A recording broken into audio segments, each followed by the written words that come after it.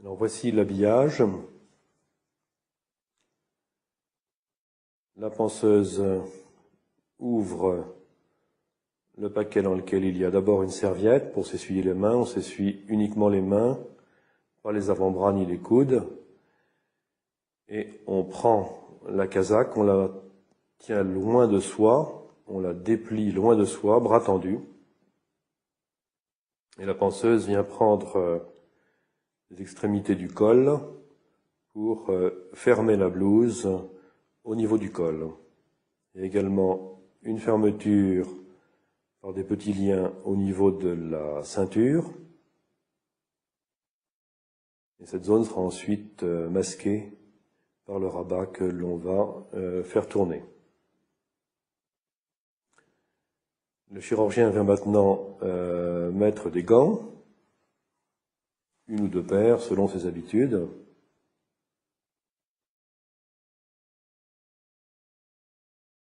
On déplie, on saisit les gants par leur manchette, qui sera ensuite repliée sur la manche.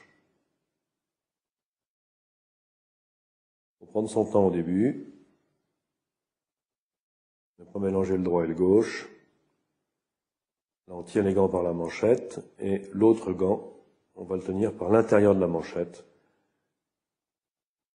Et on rabat bien au-dessus de la manchette blanche. Voilà. On rabat bien le gant au-dessus des petites manchettes blanches de la casaque. Voilà. Maintenant, on va faire tourner le rabat de la casaque pour masquer la zone postérieure. La panseuse est intervenue, on le noue, et voilà. Il faut que vous portiez des gants bien ajustés, de façon à pouvoir faire des gestes finement, ce qui est beaucoup plus difficile lorsqu'il y a des gants qui sont beaucoup trop grands. Lorsque vous mettez deux paires de gants, vous mettez d'abord la plus grande, puis la plus petite. Pour les objets coupants comme les lames de bistouri ou les aiguilles, n'utilisez pas les doigts. Utilisez plutôt les instruments. Pour mettre une lame de bistouri sur son manche, vous la saisissez à cet endroit-là et vous la faites glisser dans la gorge du manche. Ensuite, pour l'enlever, vous saisissez la lame à cet endroit-là, vous la soulevez et vous la repoussez. Immédiatement, vous allez la mettre dans le conteneur qui est prévu à cet effet, sans la passer à un aide. Pour les aiguilles, c'est pareil. Il y a une fenêtre dans le sachet. Vous saisissez directement l'aiguille en appuyant le porte-aiguille au fond de la fenêtre et vous tirez le fil. Et ensuite, vous commencez votre surjet ou vos points séparés.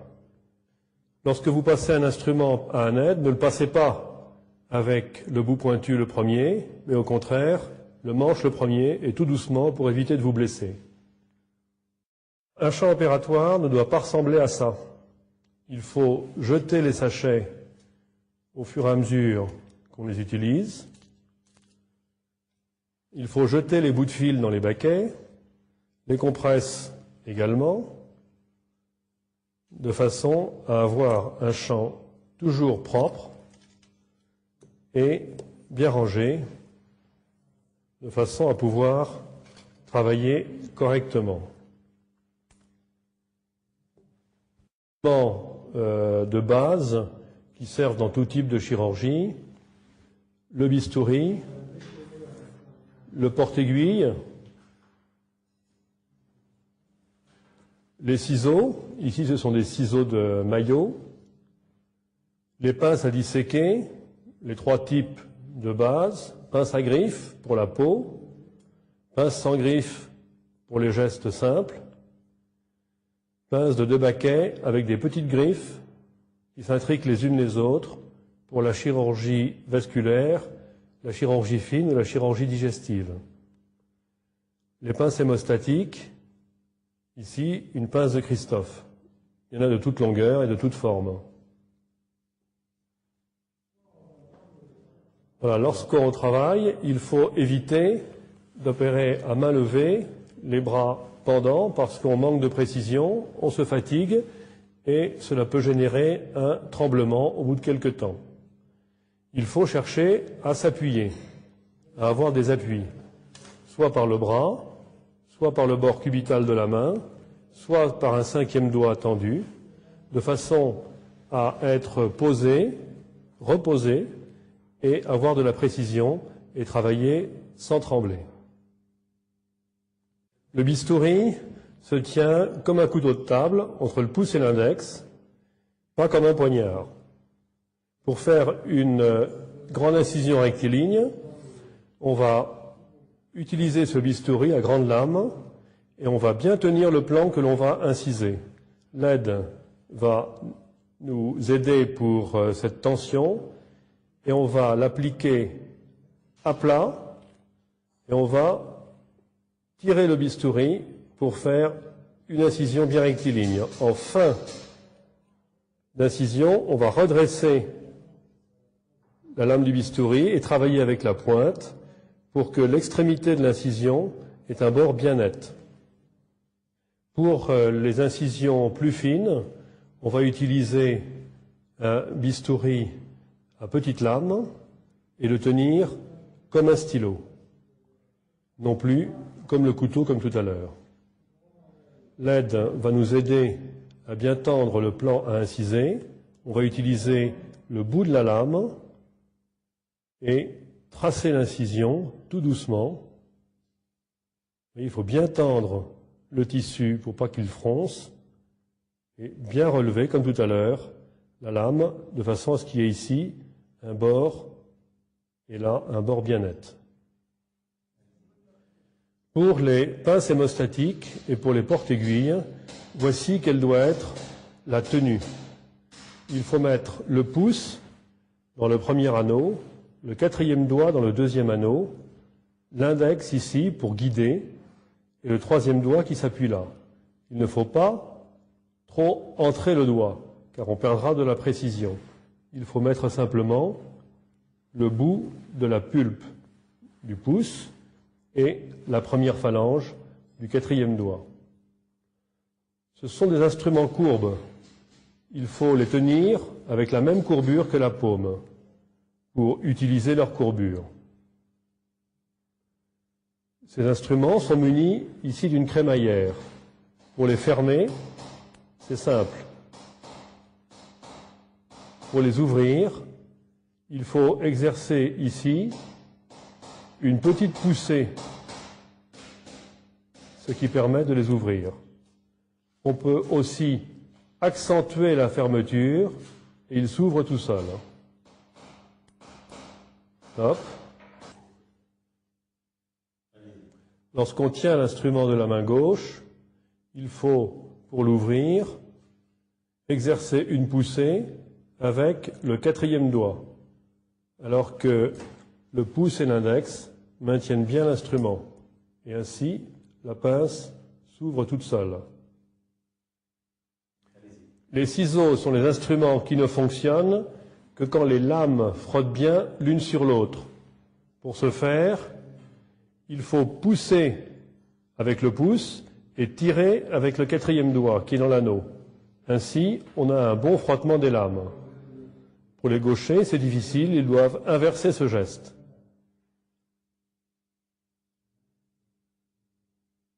Pour couper les fils, il faut utiliser les ciseaux, mais pas à main levée. Il faut poser les ciseaux sur l'index de la main gauche. Les ciseaux sont tenus comme la pince tout à l'heure, la pulpe du pouce dans un anneau, le 4e doigt dans l'autre anneau, et l'index qui vient guider l'instrument. L'aide doit bien orienter le fil, de façon à ce que l'on puisse venir ici, couper de façon précise avec la pointe des ciseaux, en mesurant bien la distance entre l'extrémité du nœud et l'endroit où on va couper, quelques millimètres plus haut. Les pinces à disséquer se tiennent entre le pouce et l'index, avec l'appui du 3e doigt, un peu comme des baguettes dans les restaurants chinois. Il faut éviter de les tenir comme ceci. On doit utiliser l'extrémité de la pince pour prendre un objet, car c'est l'extrémité de la pince qui va se fermer, et non pas la partie qui est située plus haut. Le plus simple, lorsque l'aiguille est posée sur un support, est de la saisir en plaçant le porte-aiguille perpendiculaire au plan du support. On a ainsi une bonne prise. On est près de l'extrémité du porte-aiguille.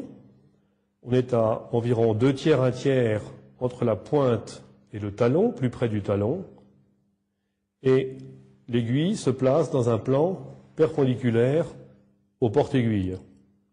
On est ainsi prêt pour faire un point en coup droit, c'est-à-dire de droite à gauche. Et on va utiliser un mouvement de pronosupination de la main. On attaque en pronation et on continue en supination. On va sortir ensuite l'aiguille et le point est réalisé.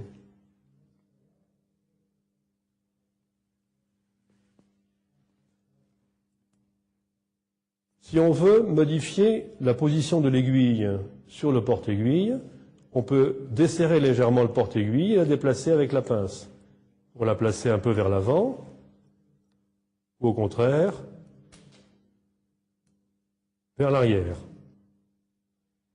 Si on veut faire des points en revers, c'est-à-dire de gauche à droite, on va changer la position de l'aiguille sur le porte-aiguille.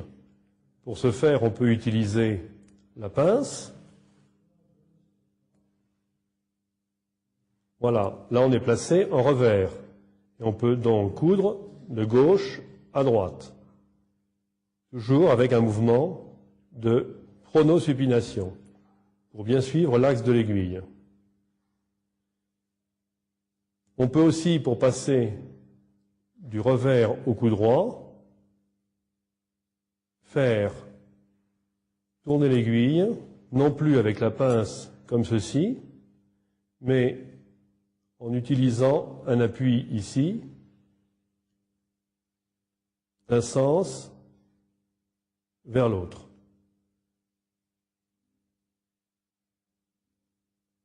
Voilà, ces deux techniques sont équivalentes.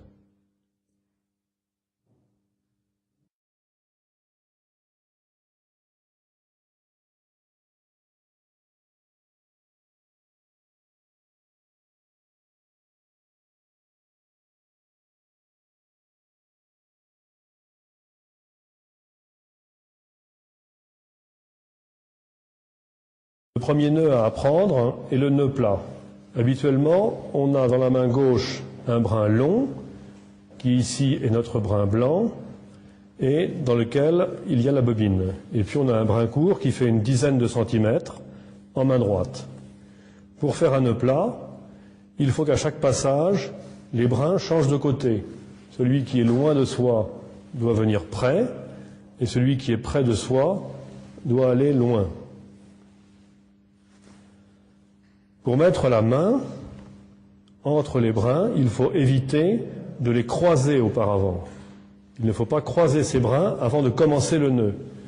Il faut commencer le nœud en mettant la main entre les brins. Ainsi, on voit les deux types de nœuds que l'on réalise. Lorsque le brin court, qu'on tient en main droite, est près de soi, on réalise naturellement un nœud en supination. On place les deux doigts et la main se met naturellement en supination. On place le troisième et quatrième doigt et on fait venir le brin long sur ces troisième et quatrième doigts. On va ensuite crocheter et aller saisir entre troisième et quatrième doigt le brin court et l'amener loin de soi. Ainsi, on aura fait une clé qui est une clé plate. Le brin long, main gauche, se retrouve près. Le brin droit, court, se retrouve loin. Pour le deuxième nœud, on place les doigts sans croiser et naturellement la main se place en pronation. On fait le même geste de poser le brin long sur le troisième et quatrième doigt, on crochette et on vient chercher le brin court. Il n'y a plus, à ce moment-là, qu'à croiser les brins et on se retrouve avec notre nœud plat Et on retrouve le brin court près de soi, le brin long loin de soi. Comme ça. En pratique, on ne fait pas exactement des nœuds plats, mais on fait des clés que l'on va descendre avec l'index ou le troisième doigt.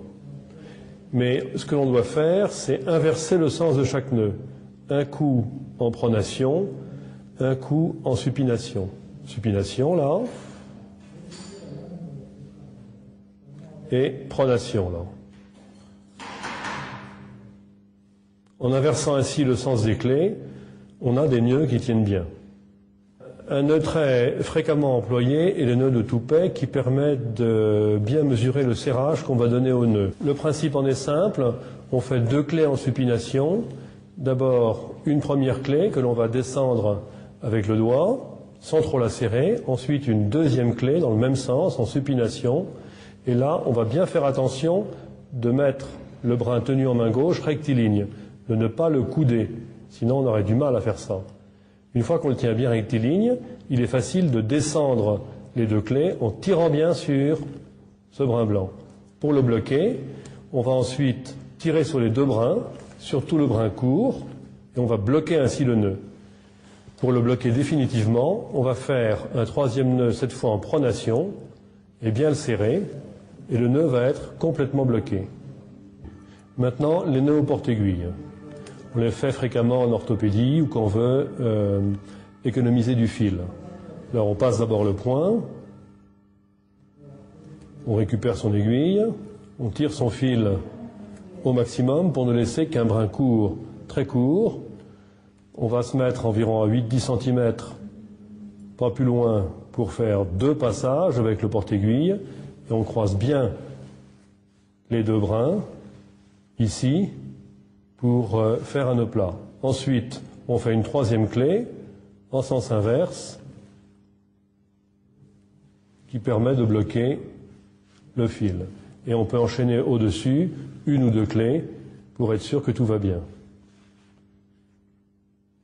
Ce principe du nœud au porte-aiguille, qui ressemble un peu à la machine à tricoter, vous servira aussi pour les nœuds que vous ferez sous célioscopie, qui ont le même principe. On coupe le nœud, et c'est terminé. Pour faire des nœuds en profondeur, il faut saisir le fil avec une pince, au bout de la pince, mais pas au bout du fil, et en mettant le fil dans la concavité de la pince. On peut ainsi descendre le fil facilement, accrocher l'élément à lier, et puis faire le nœud avec soit un nœud de toupet, soit des demi-clés, dont on va inverser le sens. Voilà, on descend bien le fil avec le doigt. Voilà. Et on enchaîne ainsi plusieurs demi-clés. Voilà.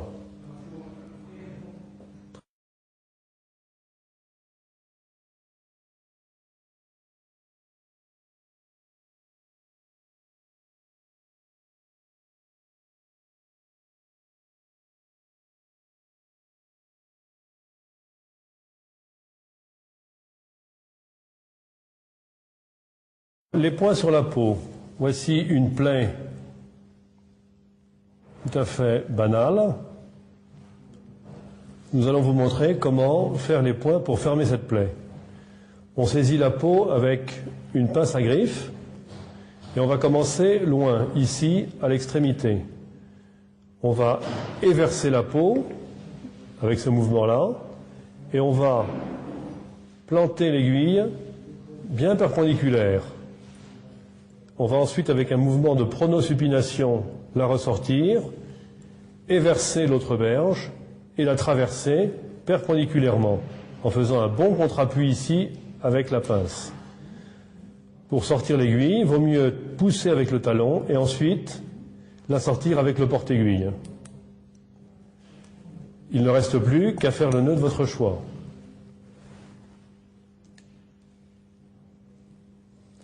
Là, vous voyez qu'il y a un affrontement qui n'est pas très bon, car il est parfois difficile de faire un bon affrontement avec un nœud simple, comme on l'a fait. Alors, on peut s'aider, pendant que l'on fait le nœud, de la pince pour aider l'affrontement. Nous allons vous montrer tout à l'heure des nœuds qui vous permettent d'obtenir un meilleur affrontement. Nous allons vous montrer le point de Blair, qui est un point qui permet d'affronter correctement les surfaces cutanées. Il faut faire un passage loin, c'est le premier passage, on déverse bien la peau, on traverse. Sur l'autre berge, même chose, on va pousser au talon, on fait bien sortir l'aiguille et on la récupère ici avec le porte-aiguille. On va faire maintenant tourner l'aiguille pour se mettre en revers, en utilisant bien les appuis. On va tirer le fil, puis on va passer dans l'autre sens, tout près, très superficiel. C'est une manœuvre un petit peu plus difficile. Voilà. On va sortir tout près, et là on va sortir avec la pince. Vous voyez, on saisit l'aiguille avec la pince, près des griffes, et on la fait sortir. Voilà. Il ne reste plus qu'à faire le nœud, et vous allez voir qu'on a un meilleur affrontement. Voilà, l'affrontement est naturel. Encore un ou deux nœuds, et c'est bon. Il n'est pas tout à fait serré, mais c'est pas grave.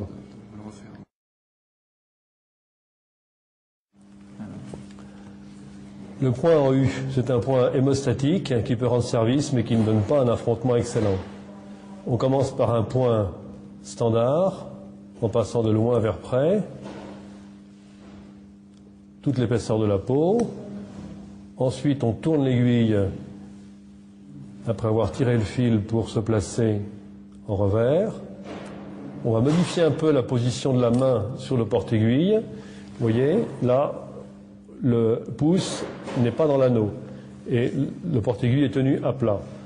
Et puis, on va traverser la peau dans l'autre sens, un peu plus loin.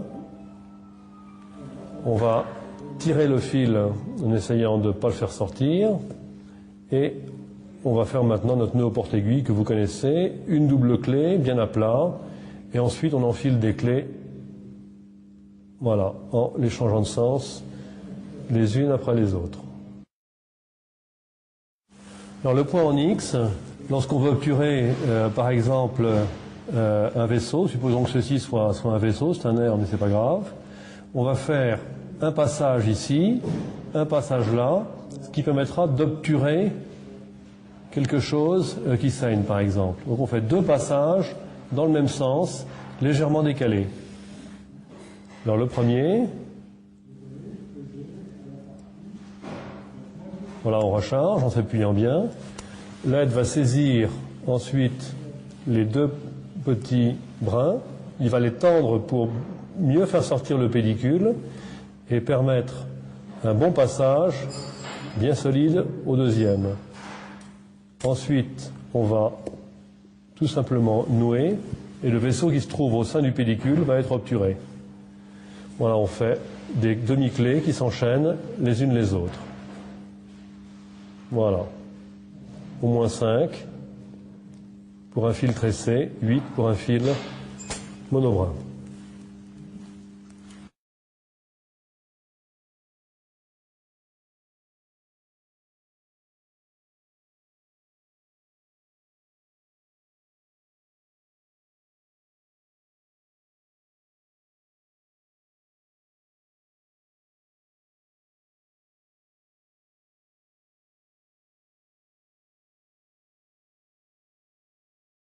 Pour vous repérer, l'opérateur est en haut de l'écran et c'est par rapport à lui que l'on va fixer les repères loin, près et droit, gauche. Loin, c'est loin de l'opérateur, près, c'est près de l'opérateur.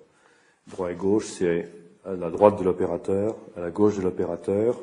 Donc je vous rappelle que celui-ci est en haut de l'écran. Le surjet. Plutôt que de faire des points séparés avec des nœuds à chaque fois, il est plus rapide de faire un surjet, c'est-à-dire de coudre de façon continue. Pour faire un surjet, il faut bien orienter la ligne de suture. On peut l'orienter perpendiculairement à soi et on va coudre à ce moment-là de loin vers près, ou bien on va l'orienter transversalement, et là, pour les droitiers, on va coudre de droite à gauche. Là, on va faire ce qui est le plus simple, c'est de coudre de loin vers près. Donc on va commencer par passer un point ici. C'est un point simple, comme vous l'avez déjà vu. Donc ça, c'est connu. On va faire un nœud au porte-aiguille standard, avec d'abord une double clé plate, puis ensuite 2 ou 3 clés pour bien bloquer les choses. Là, on a fait 2 doubles clés. On peut faire ça aussi. Voilà. L'aide va couper le fil et va tenir le surjet dans le bon sens, c'est-à-dire dans le sens où sort l'aiguille, de façon à bien ouvrir l'exposition. L'aide va aussi s'assurer que le fil ne se prend pas dans des obstacles à droite ou à gauche.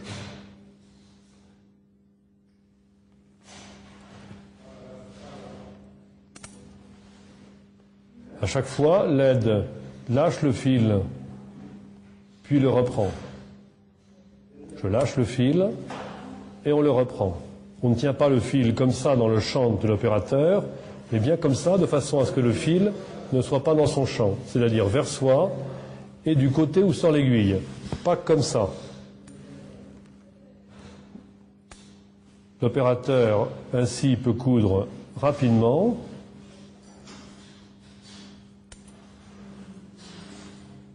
La tension du surjet n'est pas excessive.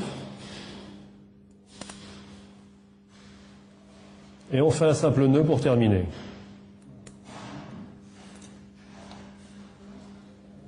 On peut couper l'aiguille.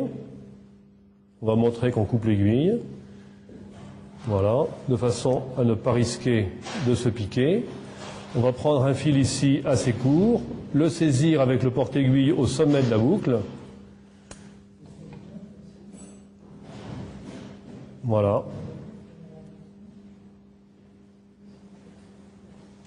Et on a fini notre suture assez rapidement. Voilà. Ensuite, on le donne à couper. Et c'est terminé. Pour les fils à peau, on va laisser les fils peut-être un petit peu plus longs, de façon à ce que les infirmières puissent le prendre. Là, vous voyez, c'est peut-être coupé un petit peu trop court. On va laisser un peu plus long. Le surjet de Blair, c'est l'enchaînement de points de Blair-Donati avec un décalage à chaque point. On commence par un point de Blair standard. On va prendre loin, et puis dans l'autre sens, on prend près. Ça permet un bon affrontement. Voilà, on a laissé un fil court. On va maintenant tirer le fil en pensant à s'arrêter avant qu'il fuit, et faire notre nœud au porte-aiguille. Voilà, une double clé que l'on bloque ensuite. Voilà. Alors ensuite, on va décaler un petit peu les points. L'aide va mettre le fil hors du champ et le tendre. On va décaler les points et à chaque fois, on va alterner près et loin. Là, vous remarquez que l'opérateur fait tourner son aiguille avec sa pince, non pas avec son porte-aiguille. C'est une autre façon de faire. On était loin, on va prendre près. On fait bien tourner l'aiguille lorsqu'on la sort pour ne pas talonner. Là, on a un petit peu talonné tout à l'heure. On va essayer maintenant de bien faire tourner l'aiguille pour éviter qu'elle ne talonne, voilà, en sortant, et qu'elle arrache un peu les tissus.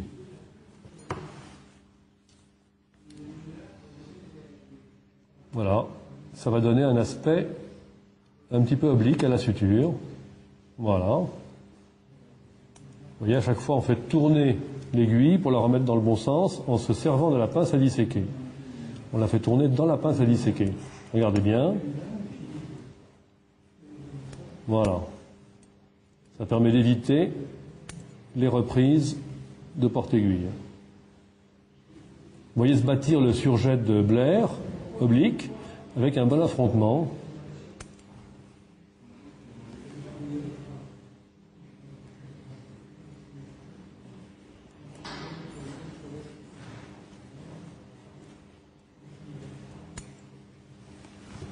Voilà, et vous voyez donc le dessin typique du surjet de Blair, avec un bon affrontement. Aucun fil ne passe au-dessus des berges. C'est un surjet qu'on utilise très souvent en pratique. On l'arrête de la même façon que le surjet simple. On va voir maintenant le surjet intradermique, qui est un mode de surjet qui est très commode, qui évite qu'on enlève les fils et qui donne un excellent affrontement. Alors on va commencer par fixer le fil en faisant un point ici à l'angle, dans le tissu graisseux.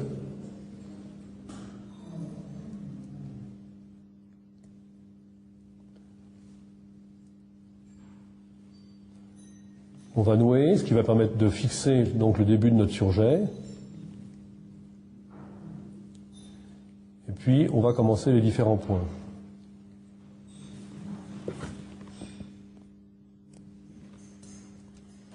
L'aide va tenir le fil en dehors du champ. L'opérateur va bien éverser les berges de la peau et va piquer dans le derme des points de petite taille. On va récupérer son aiguille avec la pince. L'aide va faire son travail, c'est-à-dire éviter que ça se coince comme cela se fait. Voilà. Ensuite, on va prendre la berge d'en face et on va bien prendre le derme.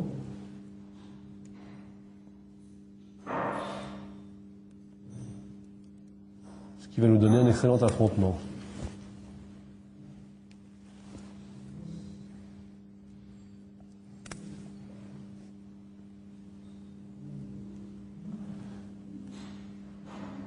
Voilà. On pousse au talon pour bien sortir l'aiguille. On la récupère, on la recharge.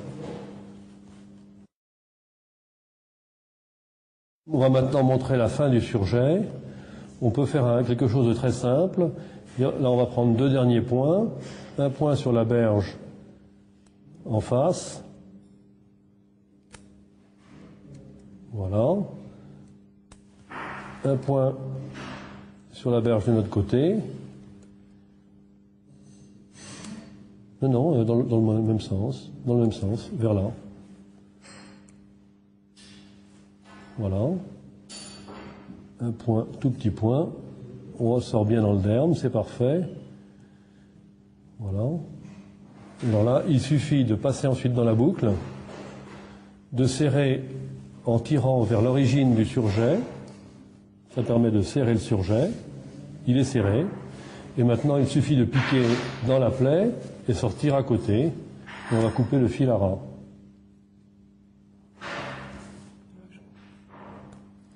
Voilà. Et il n'y aura donc aucun fil qui va dépasser, ce qui est idéal pour le patient. Voilà donc le surjet intradermique. Vous ne voyez aucun fil, on ne voit rien. Et la cicatrice est fermée.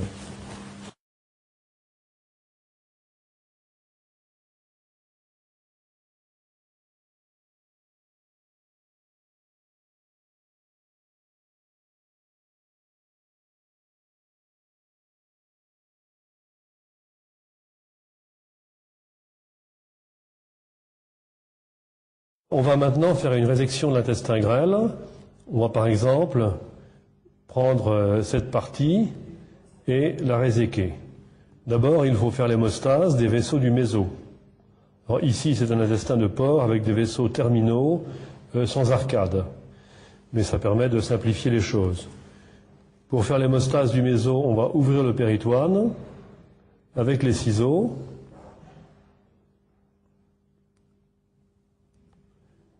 De part et d'autre du pédicule que l'on veut saisir. On va passer les ciseaux sous le pédicule, les ouvrir légèrement, ensuite prendre une pince, faire glisser la pince ici dans la gorge des ciseaux et la fermer. On met bien la pince dans la concavité de la main.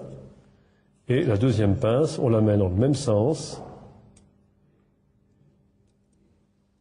Ensuite, il suffit que l'aide tienne une des pinces pour que l'on dégage les ciseaux en dessous et que l'on coupe.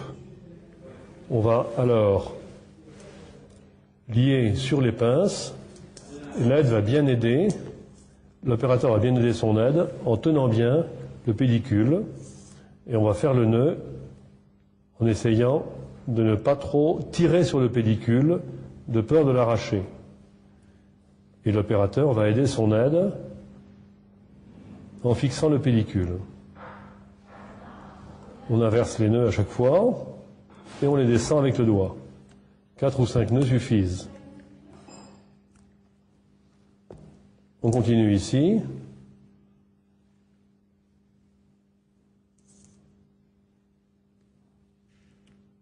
Là, il faut bien serrer chaque nœud, mais ne pas trop tendre le pédicule. Et l'opérateur doit veiller à ce que le pédicule ne soit pas arraché.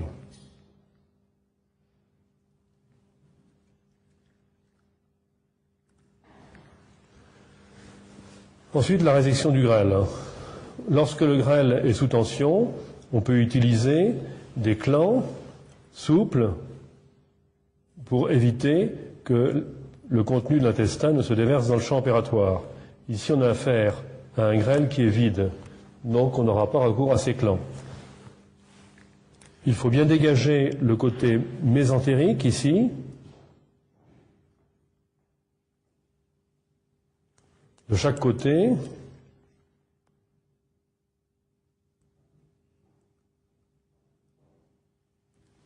Et puis, on va prendre des gros ciseaux pour couper bien nettement l'intestin d'un côté,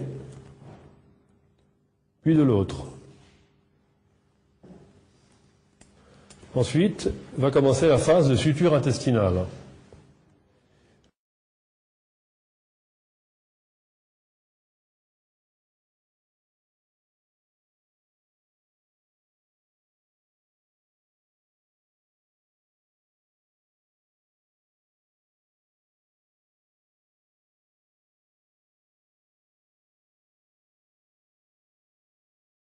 Pour commencer une anastomose, il faut d'abord faire des points de repère qui vont permettre de la bâtir. On va coudre, comme tout à l'heure, de loin vers près. Donc on met les fils repères à la partie qui va être près de nous. On va ainsi permettre de faire un bâti. Voilà. On va faire la même chose sur l'autre berge.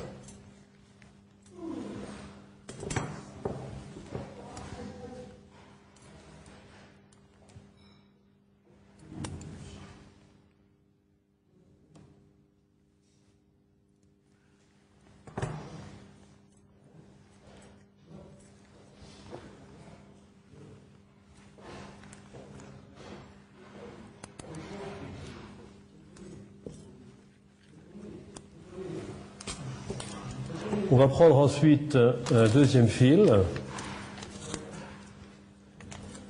Tenez bien le grêle.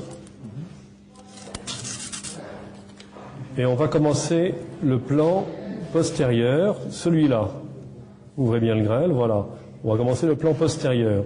C'est le plus facile parce qu'on coupe par en dedans. On saisit donc l'extrémité là-bas. On traverse, on prend un plan total. On reprend, on recharge, et puis on fait pareil de l'autre côté. Donc là, on fait de l'extérieur vers l'intérieur, et on va nouer le fil à l'intérieur de l'intestin, et il va naturellement se placer avec la muqueuse en dedans. On va aider un petit peu, ici, pour que la muqueuse vienne en dedans. Allez-y avec la pince comme ça. Voilà. Voilà.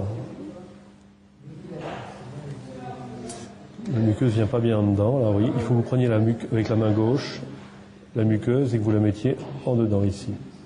Voilà, vous les versiez. Voilà. Voilà, là les muqueuses viennent bien en dedans.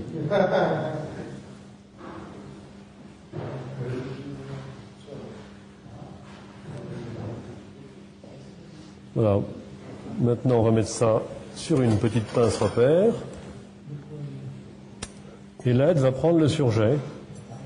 Et voici notre bâti. On a le surjet qui commence à une extrémité, et puis nos deux points de repère aux autres extrémités. Donc l'aide va nous aider en tenant l'intestin d'une main et le surjet de l'autre. On coud de l'intérieur vers l'extérieur, ici de l'extérieur vers l'intérieur, et ainsi les deux muqueuses s'inversent bien. Voilà. On tient bien ensuite le surjet et on le tire de ce côté-là. Pour bien affronter chaque point,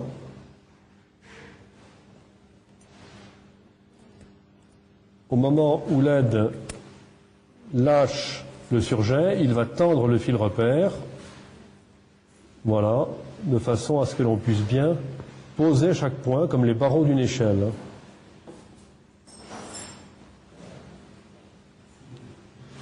Pour bien tendre le surjet, il faut que l'opérateur, tendez bien votre fil, il faut que l'opérateur saisisse le fil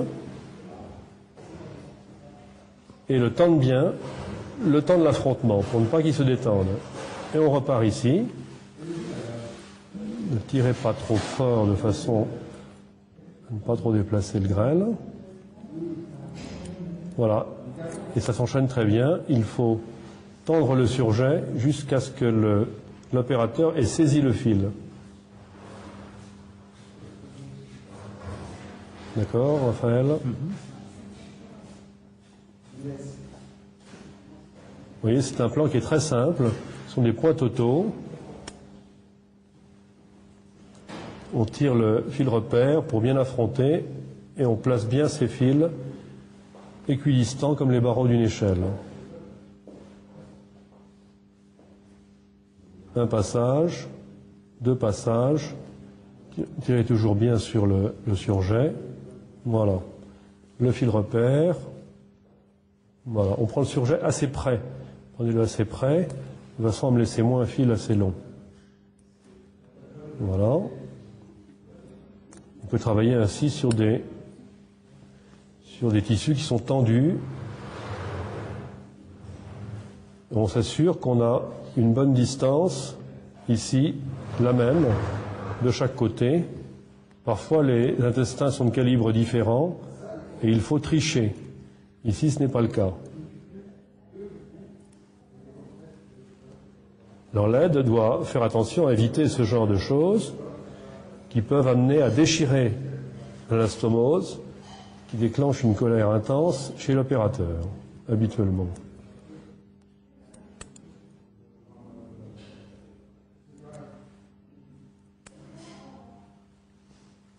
Parfois, on peut aider aussi en mettant bien l'intestin dans le bon sens pour qu'il s'affronte bien. Alors, là, on va bientôt terminer le plan postérieur. On peut se servir aussi de la pince fermée ou saisir l'intestin comme on veut. Avec les pinces de 2 baquets, on ne fait pas trop de mal à l'intestin.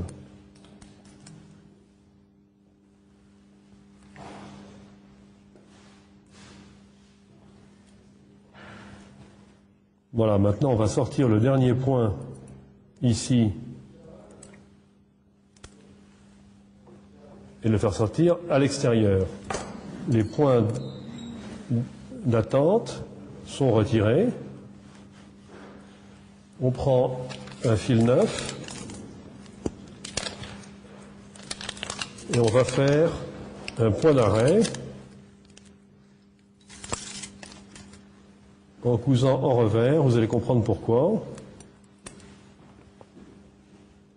Voilà, maintenant on va faire des points qui seront totaux en essayant de reprendre un petit peu la muqueuse pour qu'elle s'invagine bien et qui vont être totaux ici.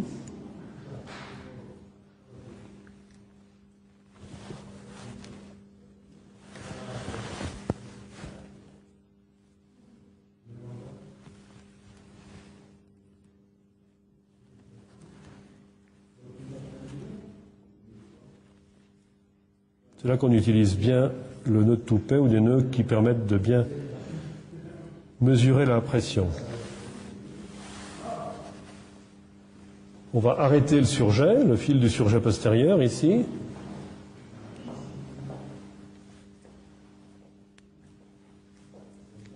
Et puis se servir de ces deux fils comme d'un fil repère.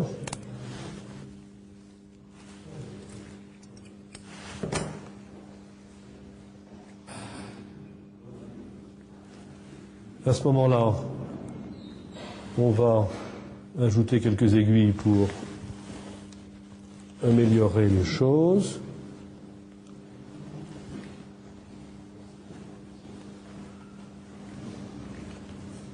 Et on va commencer la face antérieure, le bord antérieur. Voilà le bord antérieur. On va faire quelques points dans ce sens-là, et puis on va prendre un fil neuf et on va coudre de loin vers près, ce qui est plus commode. On va faire quelques points pour éviter que le surjet ne s'arrête en même temps que le surjet postérieur ici, ce qui n'est pas très commode. Alors là, c'est la même chose. L'aide prend la pince repère pour bien tendre les choses, et ensuite il prend le surjet. On fait des points à revers. Vous allez comprendre pourquoi à la fin. Des points qui sont totaux avec des petits artifices pour que la muqueuse puisse s'invaginer à l'aide. Merci.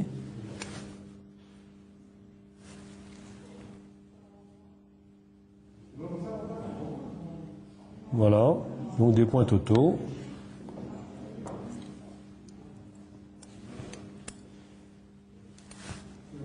Tenez là, fil repère. Voilà. En posant bien les fils. Là, on va mettre maintenant une pince repère pour garder ce fil tendu. Et puis, on va prendre notre troisième fil pour terminer le bord antérieur. On va se servir de ce fil repère ici, en le basculant d'abord d'un côté.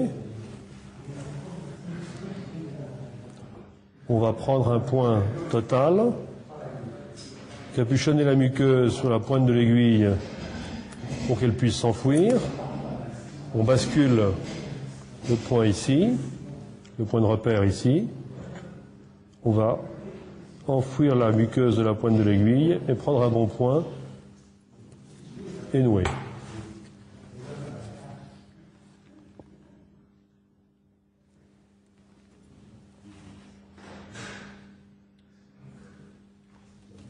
Ce qu'on veut, c'est que la muqueuse s'invagine à l'intérieur et que les surfaces péritonéales puissent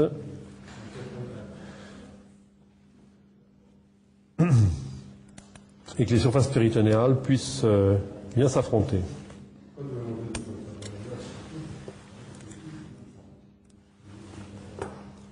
Donc l'aide prend le surjet, et puis il ne reste plus qu'à terminer le plan antérieur.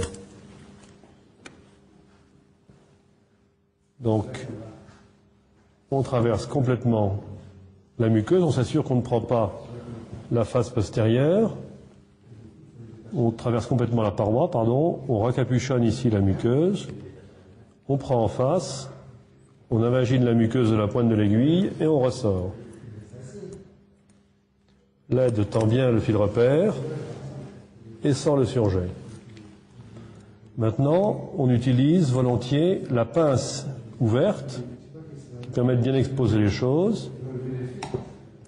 On saisit l'extrémité de la muqueuse pour la capuchonner.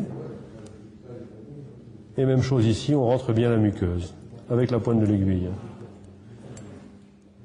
On saisit le surjet pour bien le tendre. L'aide tend le fil repère, puis reprend le surjet, et on termine comme ça.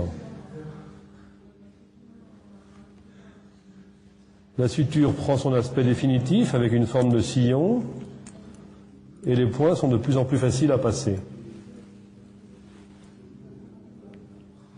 Vous voyez aussi le petit sillon qui se forme. On capuchonne la muqueuse.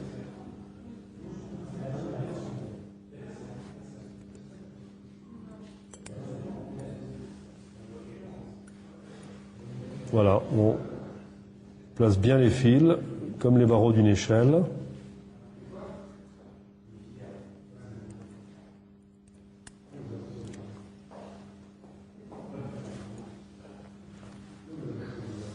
Alors vous voyez pourquoi on est passé en revers dans le début du plan antérieur, c'est parce que on pourra plus facilement nouer nos deux fils une fois le surjet terminé, puisqu'ils seront l'un en face de l'autre.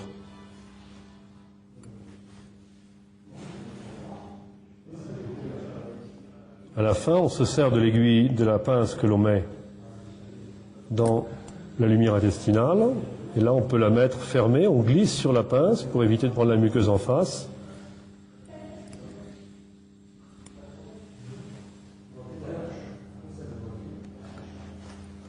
À la fin, on n'a plus la place de faire ça, et on prend simplement un point à la volée. Là, il faut reprendre le surjet. Reprenez le surjet, voilà. Là, vous pouvez lâcher, vous prenez la pince repère, et on pose bien le dernier fil. Voilà. On a un fil qui sort par là, un fil qui sort par là, donc c'est facile à nouer. Tenez bien l'intestin. Voilà.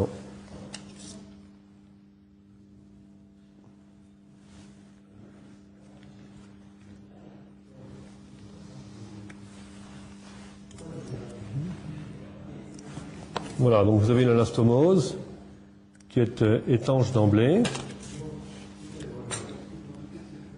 avec des points régulièrement placés. Et vous pourrez vous-même la tester en injectant de l'eau. On va le faire tout de suite. Ensuite, il faudra péritoniser avec un fil très très fin, en faisant attention de ne pas prendre les vaisseaux. Vous voyez, il faudra prendre des points extrêmement fins. On va voir ça tout à l'heure. Qu'on gonfle l'anastomose, et on voit qu'il n'y a pas de fuite au niveau de l'anastomose. Voilà, impeccable. Alors pour péritoniser, donc on va prendre des points très fins sur le péritoine ici, en évitant de prendre les vaisseaux. Voilà le type de point qu'on va prendre. On va faire quelques points séparés pour fermer cette brèche péritonéale.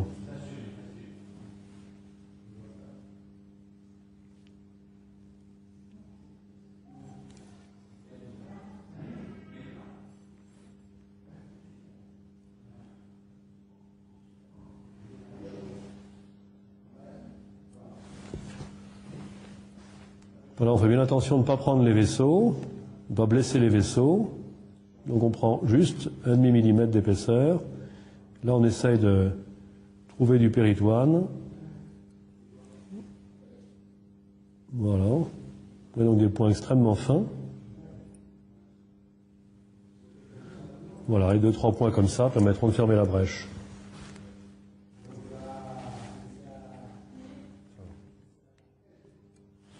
Voilà, donc vous avez une anastomose qui est terminée, qui est péritonisée. Et ça, c'est l'anastomose, donc standard, terminal.